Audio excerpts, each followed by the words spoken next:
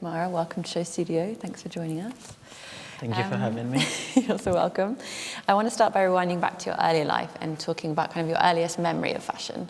I was born in Sierra Leone, and I don't think there's so much as fashion there, but I remember going through magazines, and I think like things that will be sent from Europe will be thrown in trash, and then, but I remember having those magazines at home and going through them, but I didn't really think of it as fashion. I think I was mostly fascinated by them, by the images within those magazines, or they might be the books, I think. And from there, where did you step into? Because I think I remember reading that you were training, potentially going to be in medicine at one point. Yes, so when I moved to England, I was studying to be a doctor.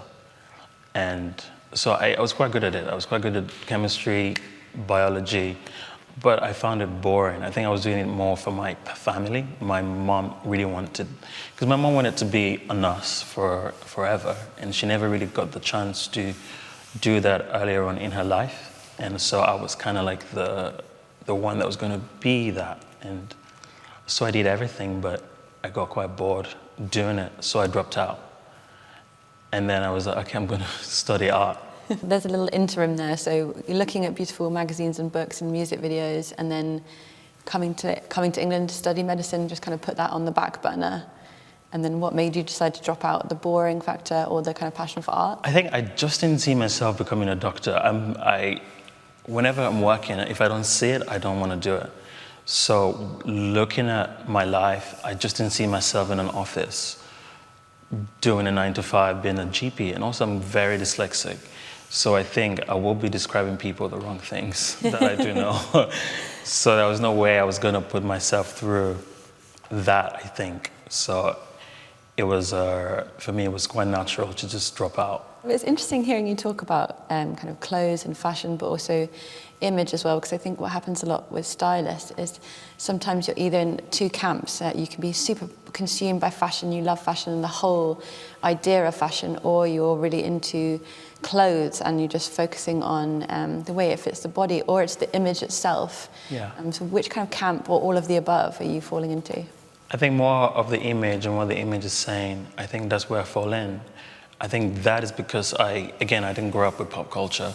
I grew up more with watching BBC and CNN. I think those were my celebrities. The people that were the presenters were my kind of celebrities. And the stories they would tell were my interest.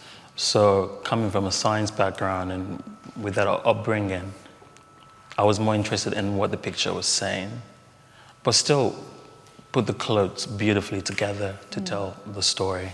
And in your opinion, what kind of makes a good fashion image? What are you looking for? I always look at images as an ad, and an ad is supposed to make you stop and look at it twice. If not, then it hasn't really done its job.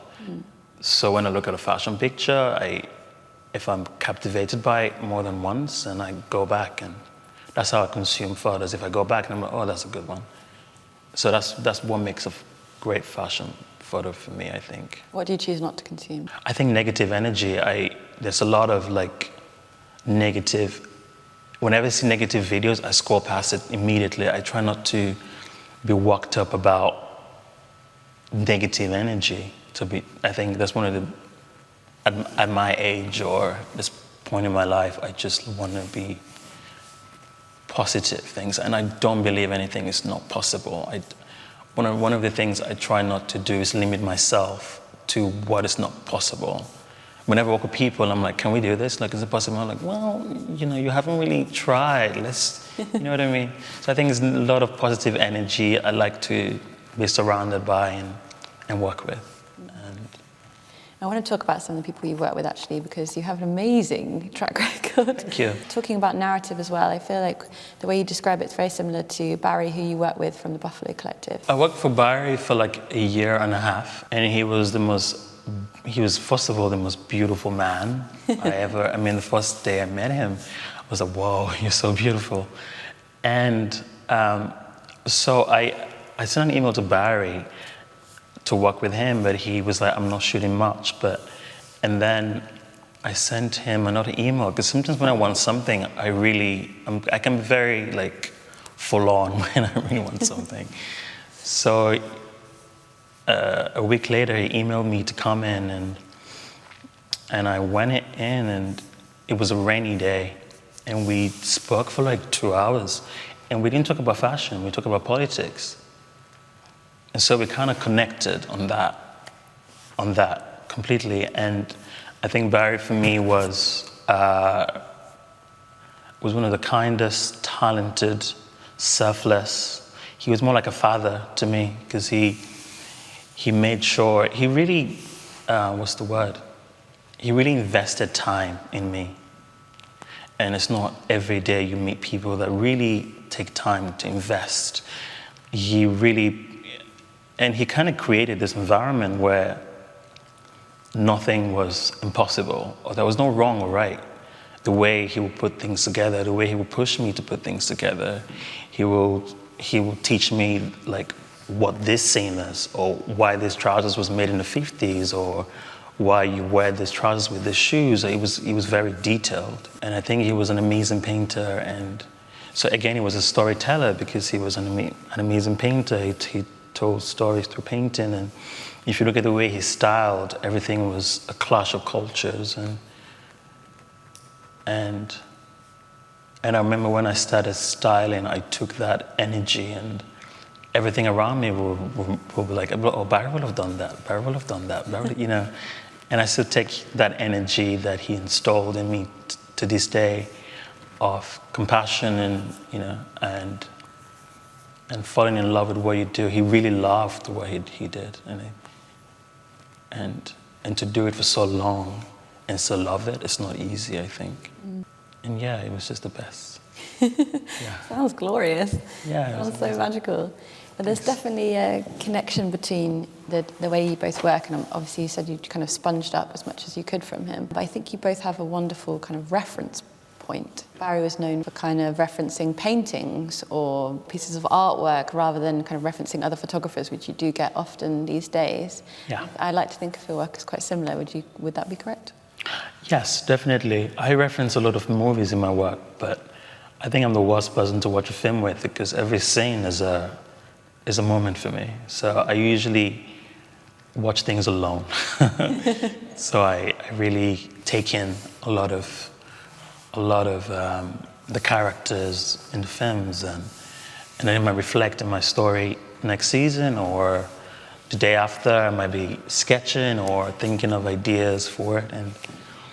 And when I met Barry, he just threw so much culture at me, and so much 80s and 90s, and because I wasn't born then, so I had to really learn quickly about Buffalo. I didn't know anything about Buffalo when I met Barry, and then he kind of gave me a book, and I remember one of the books he gave me was on fear, and why we're afraid of things, and why we do things because we're afraid of them. And I still keep that book with me, and I don't know if I'm going off track here, but No, keep going, you're good. but you know, he really, gave me a lot of great material to work with, because I was quite wild when I went to St. Martin's. But and that's what CSM does. It takes a little kid from Africa that is still shy, still afraid of his sexuality, still hiding to be him, and then then you end up at St. Martin's, and you're with these kids that are so bold and wear lingerie to class, and then so I had all this energy, and then Barry kind of put it all together and kind of kept that wild thinking and kind of molded in a way, refine it, I think. I want to talk a little bit about that CSM wildness, because while I have you on that topic, that sounds like something we should definitely explore. So CSM sounds like a little bit of a culture shock for you, kind of a diving in the deep end. It was, because I came from a science degree, did 2 years on a textile art fine art degree, then I ended up at St. Martin's. I grew up with very strict Christian values and all that stuff, and that flew out of the window when I went to St. Martin's. I instantly became an atheist, which is wild because I had to put back everything I knew and enter a new world. And I met the likes of Gareth, Sam, Demas, Campbell, Maddie. These were all the people that were, I think, cool. And then there was Loverboy, and then I remember meeting Charles Jeffrey. I took some photos for Charles, like when he first started doing the nightclub, and then I started clubbing from like 10 p.m. to like 5 a.m. in the morning. I don't drink, I don't smoke, but I'll be there, and then I will have to hide. So I will leave my home in very decent, pack a lingerie or like a look in the bag, go out, full look, come back home, change again. But I was open to so much possibilities and the idea of you can really be whoever you want to be at any point. And I think I kind of found myself in St. Martin's. And that still reflects in the way I think and the friends I keep. And I was very shy when I went to CSM. I'm just shy in a way, but CSM kind of opened that door to be whoever and whatever, and there's no wrong or right. And I think I still keep that energy. I did want to talk about kind of you being in front of the camera in quite a lot of your work, and in particular there's a video. I can't remember what it was called now. Oh, Seagal? Yes, that's the one, thank you. Seagal. Where you're certainly not shy, dancing and having a blast. So how is it kind of being in front of the camera rather than adjusting from behind? I think I like being in the camera when I'm not talking.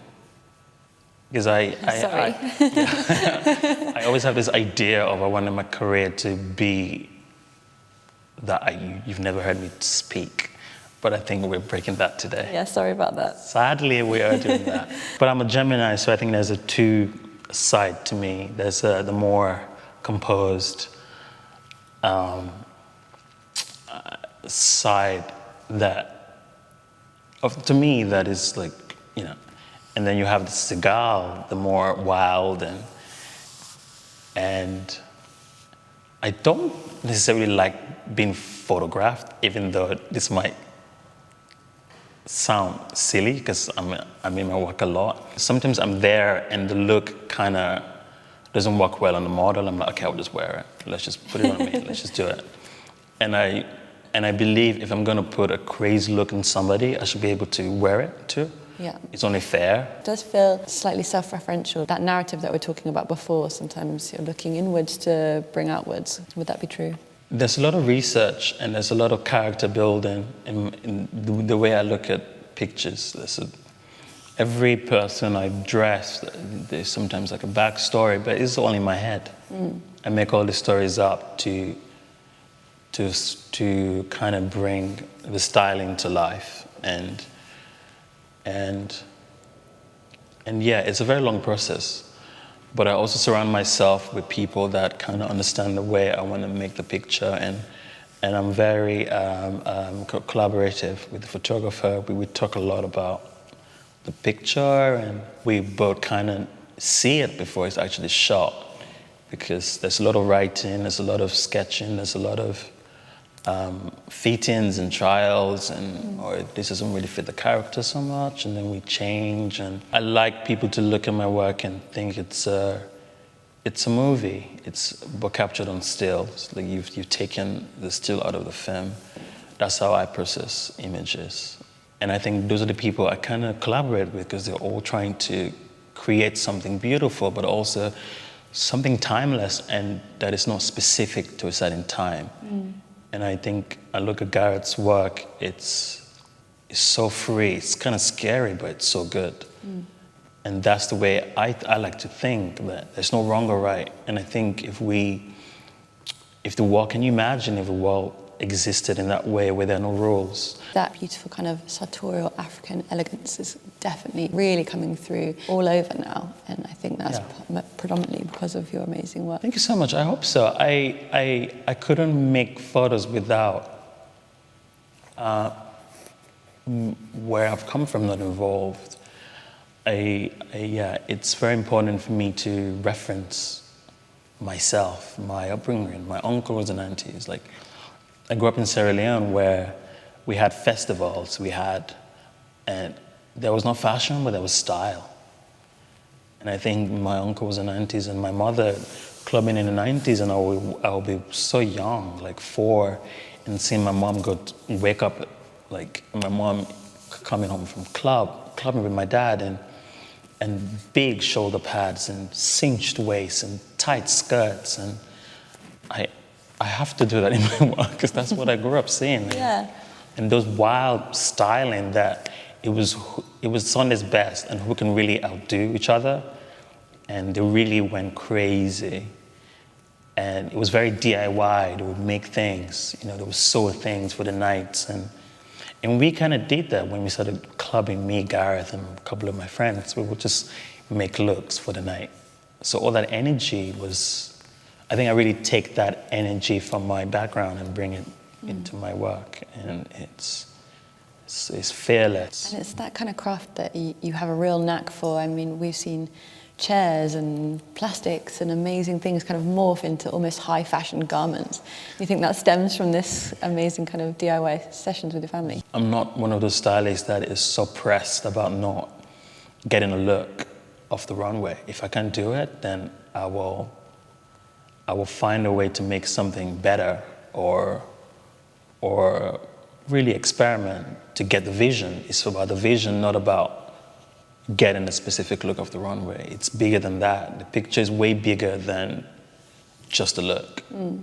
It has to say something to the consumer. And again, it's an ad. That's where I look at pictures. It's an ad campaign. Even if it's a photo I'm making with my friend, it's there for you to stop and think and look at it and consume it and maybe fall in love with it, maybe hate it.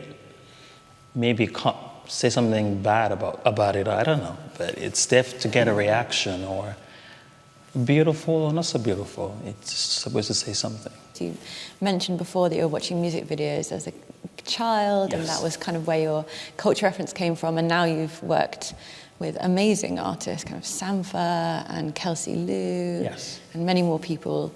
Tell me about that as an experience. It's totally different from making a picture. For sure. I remember the first job I had was from university. It was actually to do Sampha.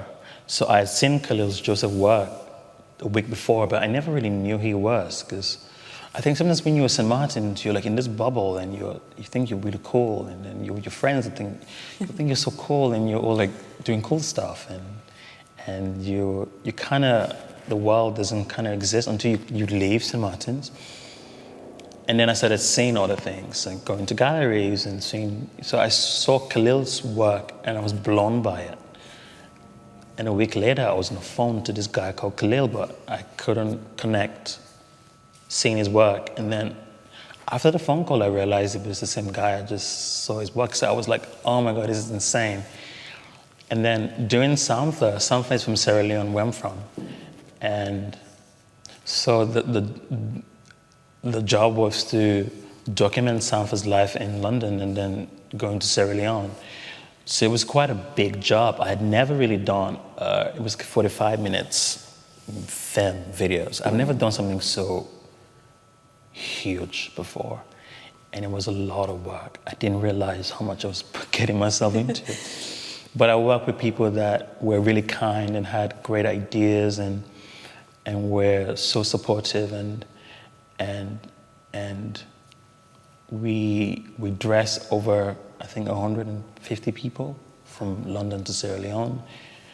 But it was just in the moment, and whatever the character was saying, I would just get like 5 people to dress in 5 minutes, but I really enjoyed it, and I've gone on to do more films. I think if I had hated that experience, I would not have done it again. But again, it's because there was a lot of characters involved in it. I could really go in depth with. I found it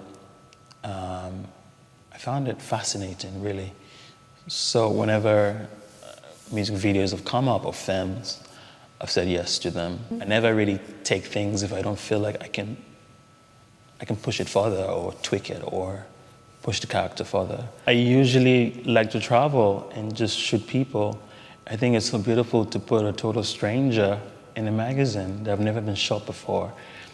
And for those, sometimes I remember I was in Brazil. I was in the north of Brazil with my friend Rafael, who is this 25-year-old black photographer from Brazil that had never shot for an international magazine before. And I remember I was in the Amazon, like on my knees, like tying this girl's lace. And I thought, why am I here? I could have done this shoot in London, in like a studio. But then I thought, it's not the same. Like me styling this girl, and for those few moments, she gets to wear beautiful clothing. Not that she doesn't wear beautiful clothing, but I get to mix it with where she's from, and you can see the face lit up, and you can see she just feels so like empowered. And when you put her in front of the picture and Raf takes the photo, it's that feeling you can't really buy. And it's the same thing if you shoot in London and you street cast, or you find a model that I've never shot with anything, and then you photograph them. And it's this human connection that I really want to bring to my work. And even if I shoot with big models, I still want to feel a human connection with them. I wanted to talk to you a little bit about working with Gareth, because I probed him a little bit before I came on. Don't panic. And talking to him about his favourite moments of working with you, and he had a really lovely line I'm going to read now. And Gareth, if you're watching, I'm so sorry. From day one, he knew you would make important imagery, and it's beyond even the zeitgeist. It's pure talent. In only a couple of years, you've shaped the world in your image, which is really lovely. Also, you've been talking so much about Gareth. I wanted to put Gareth's note on you in the interview. You are kind of in this amazing pinnacle of your career. As Gareth says, you've done so much in only a short amount of time. And as you were saying earlier, there is no limit. You can push yourself as far as you want to go, but what's your next goal? What's your next step? I want to still keep creating pictures. And I hope those imagery shapes culture. I'm interested in like saying something to culture. I want to do films. I write. I might direct a film at some point. I want to do exhibitions. I want to build sculptures. I want to work with brands and push them to different heights. And I want to style beautiful stuff. I want to teach as well. I think at some point I want to teach. Even though I don't think you can teach styling, but I think you can teach the energy of what it is. I want to travel around Africa, Asia, South America, around Europe, and learn. I want to learn more. What do you hope that your work says about you? Progressive, diverse, challenging ideas, interesting. Actually, no, I take that back. Not interesting. I always think when things are interesting, they're not that good. Brilliant, I hope. Because I really try with these ideas. There's a lot of research that goes into it. There's a lot of thinking that goes into everything I do. And wild, brave. If you feel something to a picture, it just makes your day. You leave the house thinking you were that person.